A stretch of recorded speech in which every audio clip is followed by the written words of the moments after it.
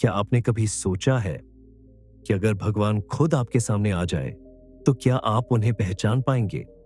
और अगर वही भगवान एक गरीब, कमजोर और साधारण इंसान बनकर आपकी परीक्षा लेने आए तो क्या तब भी आपका विश्वास उतना ही मजबूत रहेगा? आज की यह कहानी सिर्फ एक कथा नहीं है। ये भगवान कृष्ण और उनके सबसे प्रिय भक्त की ऐसी लीला है जिसे सुनकर शायद आपकी आंखें भी नम हो जाएं। इस कहानी में है भक्ति, विश्वास, गरीबी, त्याग और भगवान की ऐसी परीक्षा जिसने पूरी दुनिया को एक सीख दी।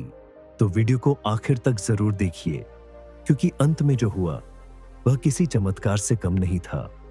अध्याय 1, गरीब भक्त की अनोखी भक्ति। बहुत समय पहले एक छोटे से गांव में एक गरीब ब्राह्मण रहता था। उसका नाम था सुदामा। सुदामा बचपन से ही भगवान कृष्ण के सबसे प्रिय मित्र थे। दोनों ने साथ में गुरुकुल में शिक्षा प्राप्त की थी। लेकिन समय बदल चुका था। एक तरफ कृष्ण द्वारका के राजा बन चुके थे, चारों ओर वैभव, महल, सेना और सम्मान, और दूसरी तरफ सुदामा के पास खाने तक के लिए अनाज नहीं था। उनकी झोपड़ी टूटी हुई थी, बच्चे भूखे सोते थे, पत्नी फटे हुए कपड़े पहनती थी। लेकिन इन सब के बावजूद सुदामा के चेहरे पर कभी शिकायत नहीं होती थी। क्यों? क्योंकि उनका विश्वास था, जिसके मित्र स्वयं श्री कृष्ण हो उसे किसी चीज की चिंता नहीं करनी चाहिए। अध्याय 2, पत्नी की विनती। एक दिन लगातार कई दिनों तक घर में भोजन नहीं बना। बच्चे भूख से रोने लगे। तब सुदामा की पत्नी ने कांपती आवाज में कहा, स्वामी, आपके मित्र तो स्वयं द्वारका के राजा हैं, क्या आप उनसे मिलने नहीं जा सकते? सुदामा मुस्कुराए। उन्होंने कहा, मित्रता कभी स्वार्थ के लिए नहीं होती।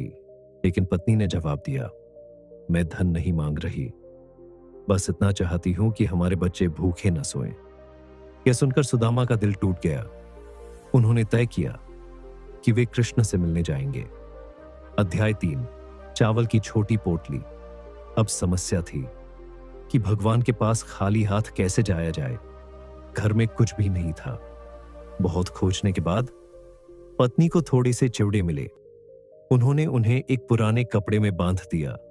वही छोटी सी पोटली लेकर सुदामा द्वारका के लिए निकल पड़े। सोचिए, जिस भगवान के महल सोने से बने हों उसे कोई मुट्ठी भर चिवड़े भेंट करे। लेकिन सच्ची भक्ति में वस्तु की कीमत नहीं, भावना की कीमत होती है। अध्याय 4, द्वारका का भव्य महल। कई दिनों की कठिन यात्रा के बाद आखिरकार सुदामा द्वारका पहुंचे। चारों ओर विशाल महल, सैनिक, हाथी, मैसा, सोने के दरवाजे। सुदामा खुद को बहुत छोटा महसूस करने लगे। उन्होंने सोचा, कहीं कृष्ण मुझे भूल तो नहीं गए होंगे। लेकिन जैसे ही महल के अंदर कृष्ण को खबर मिली कि उनका मित्र आया है, भगवान तुरंत सिंहासन छोड़कर दौड़ पड़े। हां, द्वारका का राजा नंगे पांव दौड़ पड़ा। जैसे ही कृष्ण ने सुदामा को देखा, उन्होंने उन्हें गले से लगा लिया। उस क्षण पूरे महल की आंखें खुली की खुली रह गईं। अध्याय 5, भगवान की आंखों में आंसू। कृष्ण ने सुदामा को अपने सिंहासन पर बैठाया। फिर जो हुआ उसे देखकर सभी हैरान रह गए। स्वयं भगवान ने अपने मित्र के पैर धोए और कहते हैं, उस समय कृष्ण की आंखों से आंसू बह रहे थे। उन्होंने कहा, मित्र, तुम्हें इतनी तकलीफ हुई और तुमने मुझे याद तक नहीं किया। सुदामा कुछ बोल ही नहीं पाए। उनकी आंखों से भी आंसू बहने लगे। अध्याय 6, चिवड़ों की पोटली।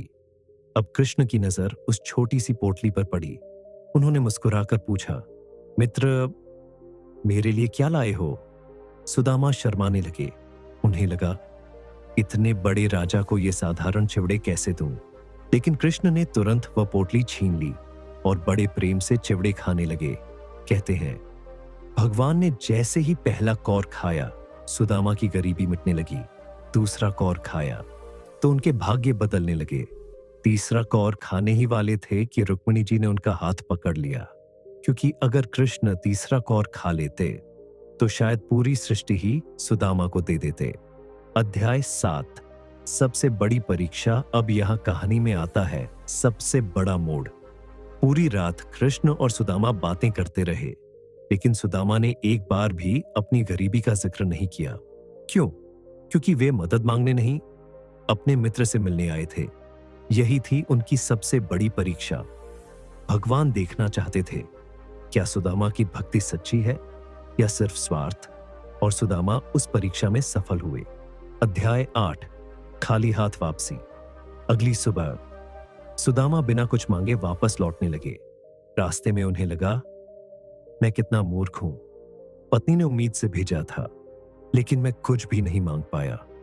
फिर अगले ही पल उन्होंने सोचा, नहीं, मैंने अपने मित्र को देखा, यही मेरे लिए सबसे बड़ा धन है। और वे मुस्कुराते हुए आगे बढ़ते रहे। अध्याय 9, सबसे बड़ा चमत्कार। लेकिन जैसे ही सुदामा अपने गांव पहुंचे, वे हैरान रह गए। जहां पहले टूटी हुई झोपड़ी थी, वहां अब एक विशाल महल खड़ा था। चारों ओर सुख समृद्धि थी। उनकी पत्नी सुंदर वस्त्रों में खड़ी थी। बच्चों के चेहरे पर मुस्कान थी। सुदामा समझ गए, यह सब उनके मित्र कृष्ण की कृपा है। और सबसे खास बात, कृष्ण ने यह सब दिया बिना मांगे। अध्याय 10, कहानी की सबसे बड़ी सीख। दोस्तों, यह कहानी हमें सिर्फ चमत्कार नहीं सिखाती, ये सिखाती है कि सच्ची भक्ति कभी सौदा नहीं करती। जो इंसान भगवान को सिर्फ पाने के लिए याद करता है, उसे शायद चीजें मिल जाएं, लेकिन जो इंसान भगवान को प्रेम से याद करता है, उसे स्वयं भगवान मिल जाते। आज की दुनिया में जहां रिश्ते मतलब से बनते हैं,